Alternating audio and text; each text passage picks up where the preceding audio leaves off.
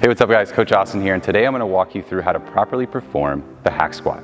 Once you've chosen your settings and fit the machine to your structure, we're then going to load the weight.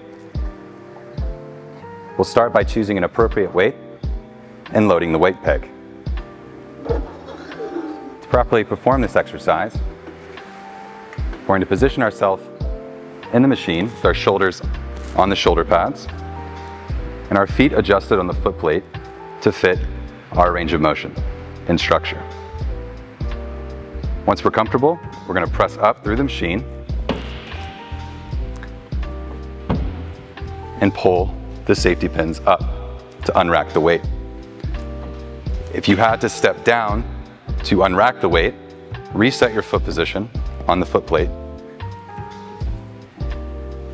grab the handles up top, and go through the range of motion to the bottom of the rep, and then press through the platform to return to the top. Once you finish your set, we'll push down on the safety arms and re-rack the weight.